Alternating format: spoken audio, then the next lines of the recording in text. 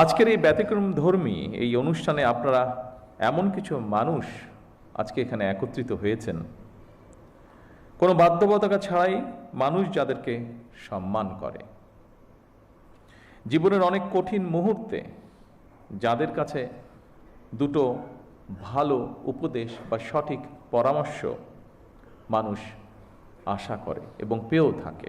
সমাজের বিভিন্ন শ্রেণী পেশার মানুষ যারা অর্থনৈতিকভাবে হয়তো বা অনেক ক্ষেত্রে পিছিয়ে রয়েছেন, তাদের জন্য একটি সম্মানী বা আর্থিক সহায়তা কিংবা কর্মসংস্থান সৃষ্টির মাধ্যমে আর্থিক বৈষম্য দূর করে আমরা সবাই মিলে একটু শান্তিতে একটু ভালোভাবে থাকব।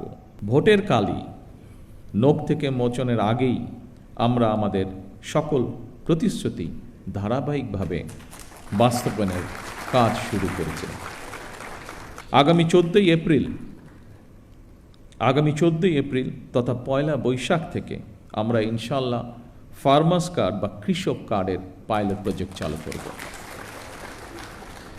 ইনশাল্লাহ আগামী 16ই মার্চ দিনাজপুর থেকে শুরু হচ্ছে আমাদের খাল খনন কর্মসূচি।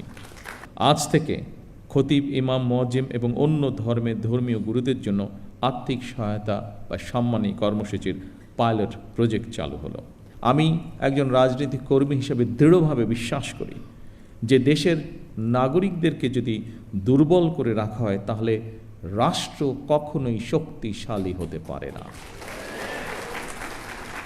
এবং সেই জন্যই আমাদের ইচ্ছা, আমাদের দর্শন, আমাদের পরিকল্পনা বাংলাদেশের নাগরিকদেরকে আমরা রাজনৈতিক এবং অর্থনৈতিকভাবে ধীরে ধীরে শক্তিশালীভাবে গড়ে তুলতে চাই, যদি আমরা রাষ্ট্রকে শক্তিশালী করতে চাই।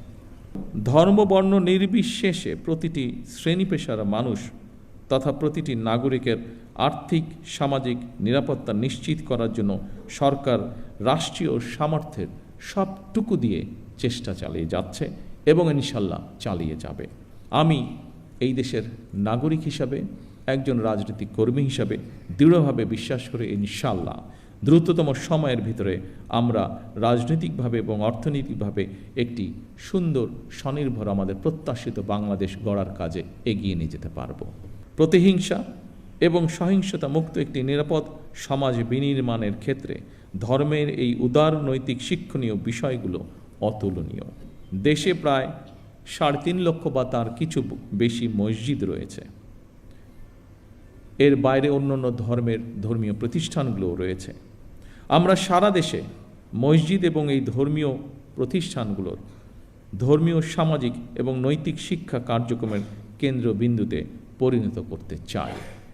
এই কর্মসূচির অধীনে প্রথম পর্যায়ে পাইলটিং স্কিমের আওতায় মোট 4,908টি মসজিদ, 990টি মন্দির এবং 144টি বৌদ্ধ বিহারে মোট 16,992 জন এই মাসিক সম্মানী পাওয়া শুরু করেছেন আজ থেকে। পর্যায়ক্রমিকভাবে ইনশাল্লাহ সবাইকে এই কর্মসূচির আওতায় অন্তর্ভুক্ত করা হবে। বর্তমান স্বরাষ্ট্র মন্ত্রণালয় প্রত্যেকটি জেলা এবং উপজেলায় আইন শৃঙ্খলা কমিটিতে একজন ইমাম অথবা একজন খতিব অথবা সেই এলাকার ধর্মীয় অন্য কোনো ধর্মের ধর্মীয় গুরু, তাদেরকেও আমরা সিদ্ধান্ত নিয়েছি একজন সদস্য আমরা রাখব।